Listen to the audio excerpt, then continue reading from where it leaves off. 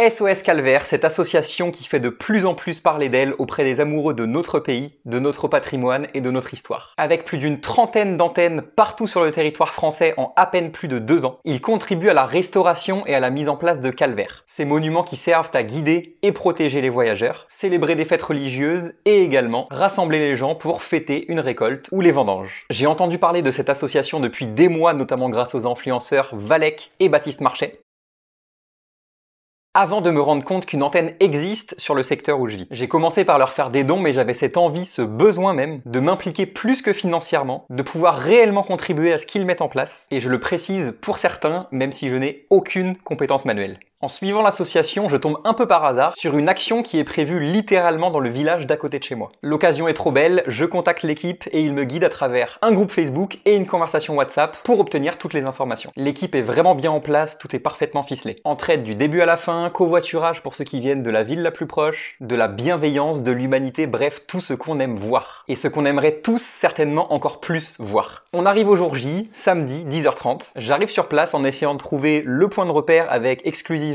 les coordonnées GPS et cette photo. Oui. Il y a déjà une dizaine de personnes sur place, beaucoup de jeunes, mais également des anciens, et également des femmes, même une maman avec son bébé en portage. Juste magnifique. Quasiment personne ne se connaît, du coup on apprend à se connaître de manière ultra naturelle, c'était vraiment top. D'ailleurs, n'ayez pas peur de venir, même seul, personne ne va vous manger. Et vous allez certainement rencontrer des personnes alignées avec vos valeurs personnelles, donc c'est que du positif. J'entends qu'un ancien est même venu voir l'opération parce qu'il a vu passer l'information dans un média local, c'est vraiment top. Il avait un sourire pas possible en voyant que les nouvelles générations prenaient soin de leur héritage, c'était vraiment beau à voir. On commence à chercher dans les feuillages où se situe exactement le calvaire qui avait été au préalable recensé sur la page prévue à cet effet sur le site de SOS Calvaire, où vous pouvez vous aussi recenser ce qui se situe à côté de chez vous.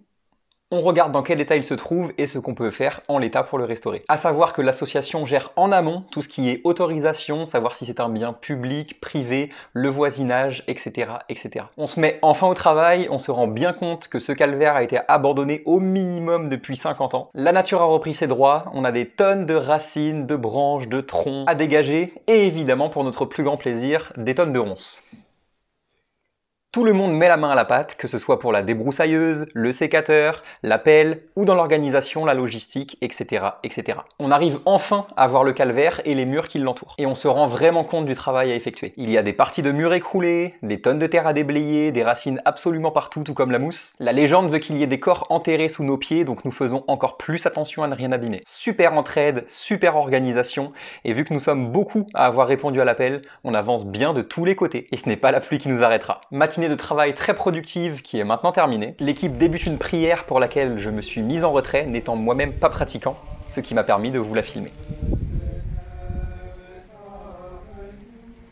Le temps n'étant pas en adéquation avec des travaux de maçonnerie, la finition est prévue pour le retour des beaux temps, probablement autour de mai. Et je ferai le nécessaire pour me libérer ce jour-là, pour pouvoir vous présenter dans une partie 2 le réel avant-après avec les travaux finis. Le magnifique calvaire sera totalement restauré, avec sa croix en fonte de 2 mètres qui est malheureusement tombée avec le temps, mais qui retrouvera enfin sa place. L'équipe a prévu une pause déjeuner à laquelle je ne m'attendais absolument pas, et qui pour le coup m'a absolument ravi. Nous nous sommes rendus à la chapelle Saint-Pierre-Esslien, à 5 minutes d'où nous étions. C'est un lieu vraiment incroyable, une chapelle construite au XIe siècle, millénaire, pleine d'histoire et parfaitement en lien avec le calvaire que nous restaurions le jour même. Un homme, Reynald Secher, historien et spécialiste reconnu de la guerre de Vendée, a entrepris sa rénovation dans les années 1990. J'espère vraiment avoir la chance de le rencontrer en vrai un jour. Et je prends 10 secondes d'ailleurs pour vous inviter à visiter son site internet où il met en vente notamment des livres sur le sujet qu'il a écrit et ou édité. Pourquoi cette chapelle en particulier? Car elle a été 200 ans plus tôt le lieu d'un massacre faisant partie du génocide vendéen post-révolution. En mars 1794, 76 femmes, enfants et vieillards y seront exterminés par des républicains, car faisant partie des foyers insurrectionnels de la Vendée militaire. Reynald décidera d'en faire un véritable mémoriel du génocide vendéen, un lieu de souvenir, un lieu d'archives, pour ne pas que ce génocide soit doublé d'un mémoricide, pratique qui consiste à effacer les archives historiques. Et pour que l'histoire de cette rénovation à identique soit magnifiquement belle, la reconstruction de la chapelle, de l'ancien cloître, de la crypte, des puits et de tout le reste sera opérée par plus de 2200 jeunes bénévoles, notamment des compagnons du devoir, tout cela étalé sur plus de 25 ans. Le mot est clair, Plus qu'un nous n'oublierons pas, un véritable nous l'apprenons à nos enfants. Nous avons eu la chance de pouvoir visiter l'intégralité du lieu, avec littéralement des sols extérieurs posés il y a moins de 6 mois. Pique-nique et apéro en plein air, entre bons vivants, saucissons, galettes des rois, un super moment. Encore un énorme merci aux 2 abbés qui nous ont accueillis avec une très grande chaleur humaine, qu'il n'y avait absolument pas dehors. Et également d'énormes félicitations à ces jeunes qui ont fait un travail remarquable dans cet endroit absolument exceptionnel. Quel rapport avec ce fameux calvaire que nous avions commencé à restaurer, me direz-vous? Eh bien, ce calvaire a été construit aux alentours des années 1800, à la mémoire d'une famille vendéenne venue se réfugier en Loire-Inférieure, à l'époque en Bretagne, devenue maintenant Loire-Atlantique. Et cette famille aura été malheureusement fusillée par l'armée républicaine lors de cette fameuse guerre de Vendée. C'est pourquoi il est inscrit sur le devant du calvaire, à la mémoire de Vincent Babin,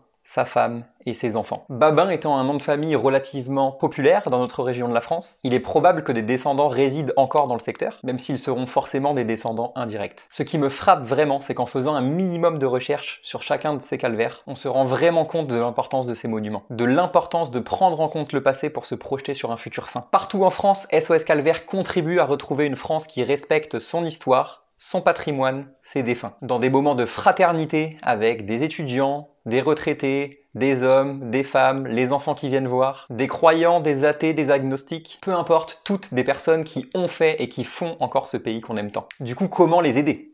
Le plus simple, évidemment, c'est de faire un don financier. Sachez que tous vos dons sont déductibles à 66% de vos prochains impôts. Par exemple, si vous donnez 50 € cette année, vous pourrez déduire environ 33 € sur votre déclaration d'impôt de 2021 en 2022. Ce qui fait que votre don au final ne vous aura réellement coûté que environ 17 €. Vous pouvez également vous rendre sur leur boutique pour vous procurer ce magnifique t-shirt, disponible évidemment en coupe femme et en taille enfant. Pour les amateurs de vin et bons vivants, vous pouvez également vous procurer les bouteilles de la cuvée SOS Calvaire. Et croyez-moi, il va falloir en boire un paquet pour pouvoir financer certains devis qui s'élèvent à plus de 10 000 € pour certains calvaires. Vous pouvez évidemment donner votre ressource la plus précieuse, votre temps, pour pouvoir venir aider sur les chantiers notamment, partager un fabuleux moment avec des personnes tout autant fabuleuses. Et si vous avez aimé ce sujet, vous vous devez de les suivre et de partager le contenu qu'ils proposent sur les réseaux sociaux. Dans l'actualité, ils ont également mis en ligne une pétition contre le déboulonnage de la statue au Sable d'Olonne par exemple. C'est gratuit, ça prend 3 secondes et ça les aide énormément. Je vous mets évidemment tous les liens en description et si vous êtes arrivé à ce moment de la vidéo, vous n'êtes plus à 30 secondes près, donc